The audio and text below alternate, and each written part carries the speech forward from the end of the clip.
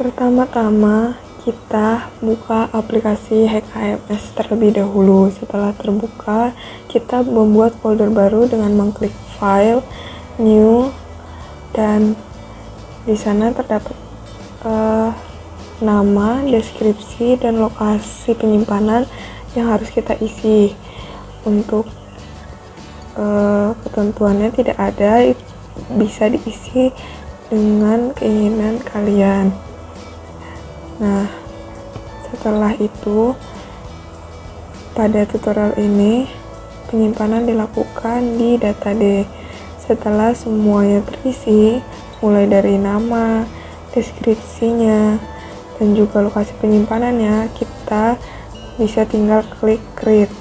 Setelah terbuat, kita klik komponen dan pilih basin model manager.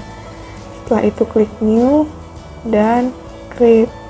Kemudian setelah menjadi folder, klik basin model dan pilih basin 1. Nah, setelah itu kita pilih icon yang bernama subbasin creation tool. Seperti pada contohnya, kita dapat melihat susunannya dan kemudian kembali ke HackHMS. Untuk mempraktikannya, kita klik di sembarang tempat subbasin 1 dan create. Kemudian klik di sembarang tempat dan create. Begitu seterusnya. Kita buat subbasinnya sampai dengan subbasin 11. Dengan cara yang sama seperti tadi, klik di sembarang tempat dan create sampai dengan subbasin 11. Setelah semua subbasin terbentuk, kita pilih icon yang bernama Junction Creation Tool. Sama seperti sebelumnya, klik di sembarang tempat dan create. Junction 1 terbentuk dan Junction 2 juga terbentuk. Junction 3 terbentuk, Junction 4, dan seterusnya sampai dengan Junction 7. Setelah junctionnya terbentuk, kita pilih icon yang bernama Reach Creation Tool. Di sini juga kita klik di sembarang tempat dan create. Begitu seterusnya sampai terbentuk reach-nya sampai reach 6.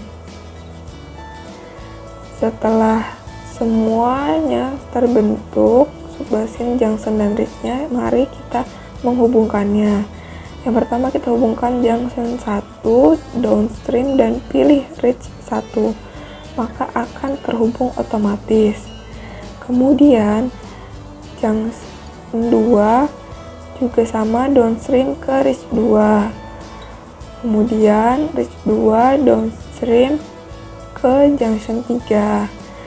Begitu seterusnya, junction 3 ke reach 3, kemudian reach 3 downstream ke junction 4, kemudian junction 4 downstream pilih reach 4, reach 4 downstream pilih junction 5, junction 5 downstream pilih reach 5, reach 5 downstream pilih junction 6, junction 6 downstream dan pilih reach 6. Kemudian reach 6 downstream pilih junction 7. Setelah junction dan reach-nya terhubung, kita dapat mengatur posisinya, tata letaknya. Setelah itu kita hubungkan subbasinnya dengan cara klik subbasin 1 downstream ke junction 1, subbasin 2 ke junction 1 juga, subbasin 3 seperti pada contohnya, subbasin 3 downstream ke junction 2. Kemudian untuk subbasin 4 ke junction 3. Kemudian subbasin 5 downstream ke junction 4. Kemudian subbasin 6 downstream ke junction 4. Setelah itu subbasin 7 downstream ke junction 5. Selanjutnya subbasin 8 downstream ke junction 6. Setelah itu subbasin 9 ke junction 6 juga. Subbasin 10 downstream ke junction 7, kemudian subbasin 11 downstream ke junction 7. Setelah semuanya terhubung, subbasin, junction, dan reach-nya, kita dapat mengatur ulang posisi tata letaknya agar sesuai yang diinginkan. Tekan subbasin 1, kemudian untuk baseflow metodenya kita pilih none. Kemudian untuk transform metodenya kita pilih SCS unit hydrograph. Untuk last metodenya kita pilih none. Nah, kemudian kita mengisikan luas area dari subbasin 1. Nah, dalam data hidrograf Kali Lamong ini, di subbasin 1 luas areanya yaitu 100,80.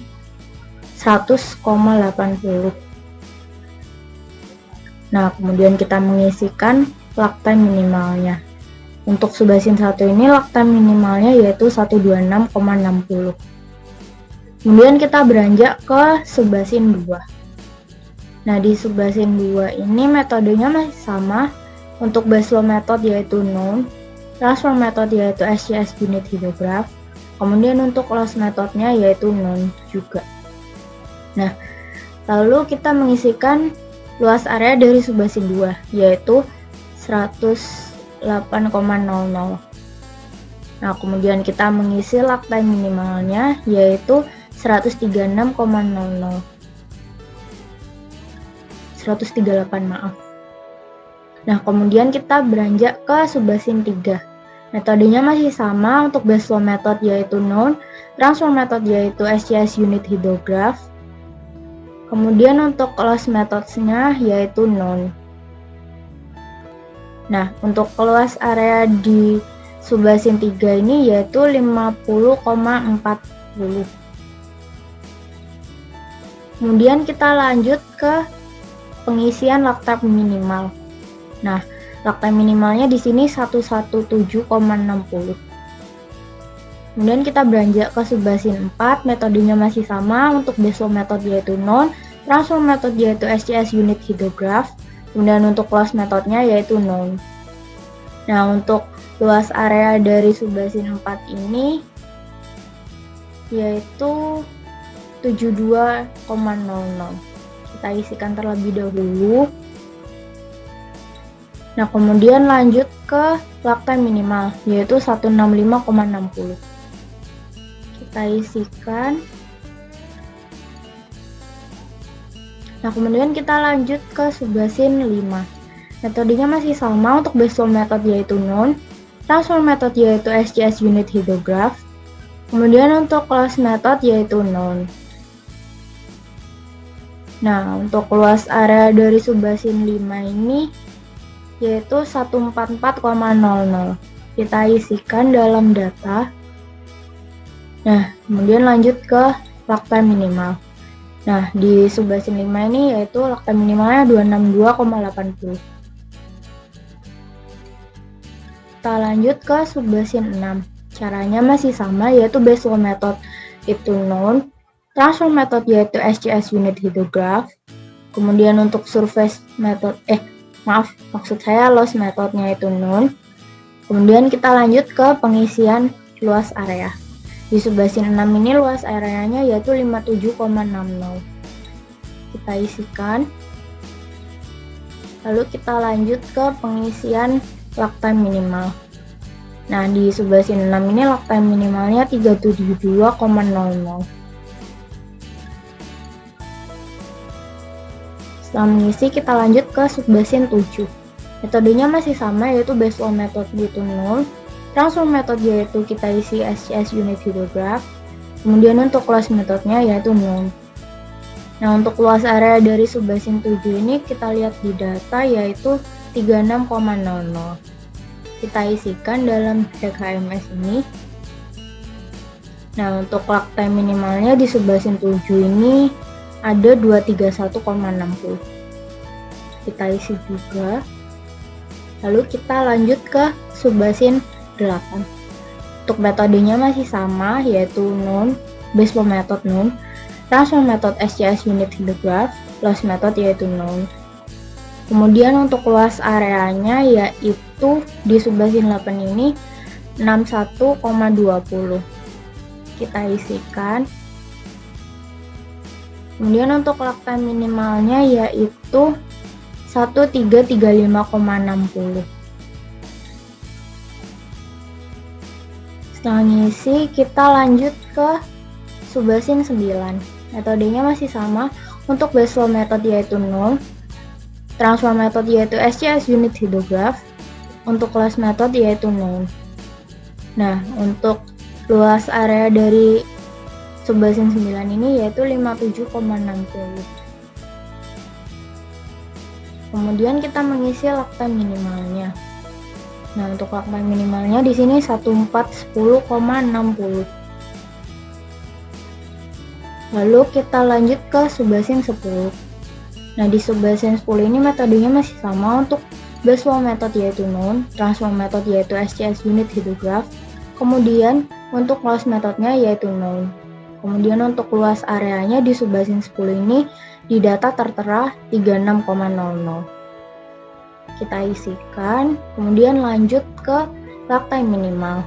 Di data tertera 2949,00. Kita isi juga. Kemudian lanjut ke tahap terakhir, subbasin terakhir yaitu subbasin 11. Untuk metodenya masih sama seperti metode sebelum-sebelumnya.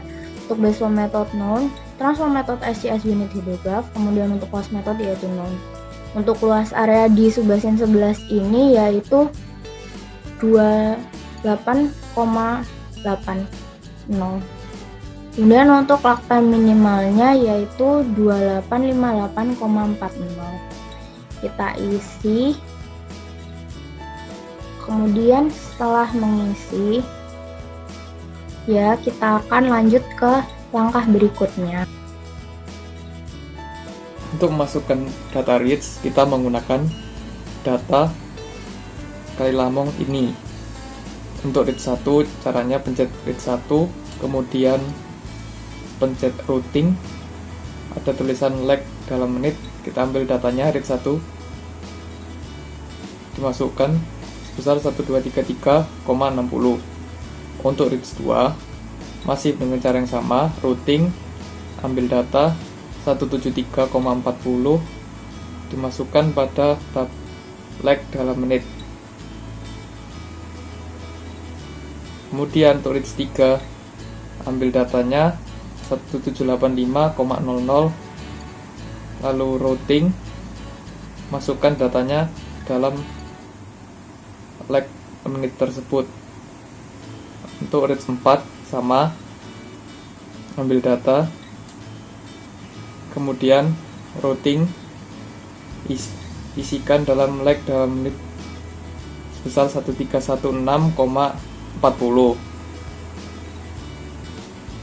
Untuk read 5 sama, routing, ambil data sebesar 444,00. Kemudian untuk read 6 masih sama, routing, ambil data 252,60, masukkan datanya pada read ke-6. Pertama yaitu klik komponen, selanjutnya meteorologic model, kemudian klik new, kemudian klik create, selanjutnya klik meteorologic modelnya, kemudian tambahkan klik match 1, kemudian klik partisipan, kemudian SCS tone, kemudian klik basin, pilih yes, selanjutnya klik SCS tone, kemudian isikan depth-nya, jarak, kemudian klik komponen lagi, klik control specification, klik new, kemudian klik create lagi, kemudian klik control specification-nya, kemudian tambahkan, klik control 1, kemudian isi berdasarkan datanya, mulai dari data dimulai, tanggal dimulai, waktu dimulai, waktu berakhir, dan juga interval waktunya. Isi data dimulai tanggal 1 Januari 2000, kemudian waktu 00, kemudian data berakhir diisikan 1 Maret, kemudian waktu berakhir diisikan juga 0000. Kemudian untuk time interval berdasarkan data maka kita pilih untuk 15 menit. Nah, seperti itu.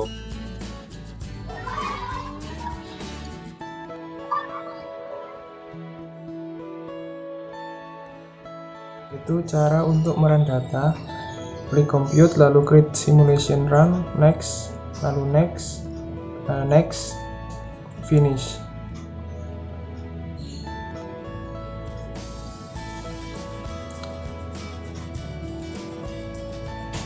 Setelah itu kita klik compute, lalu multiple compute, klik run one, compute, tunggu hingga 100%.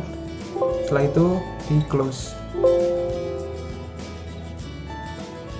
Untuk menampilkan global summary-nya yaitu klik result, lalu simulation run, run one, klik global summary. Berikut adalah global summary dari Bayesian model.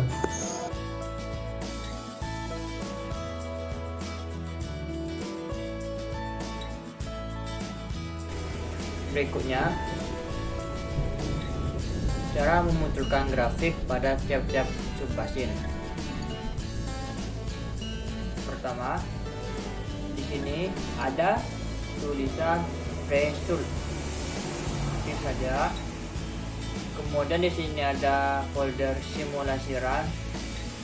Klik icon plus ini. Terus klik run 1. Kemudian klik tiap-tiap subbasin dari subbasin 1 sampai subbasin 11. Klik subbasin 1, klik 2 kali. Terus di sini ada graph, klik 2 kali. Nah, ini merupakan grafik dari subbasin 1. Cara menyimpannya, di file, print lagi, kemudian pilih folder yang akan kalian taruh.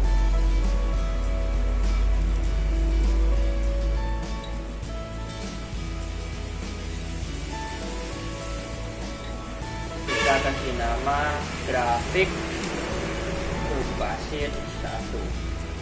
Save. Kita lihat hasilnya.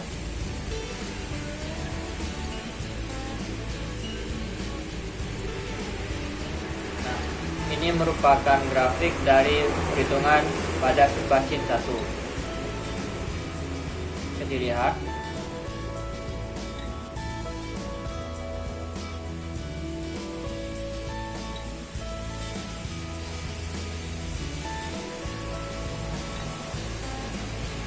Lakukan cara yang tadi pada subbasin yang lainnya sampai subbasin yang terakhir.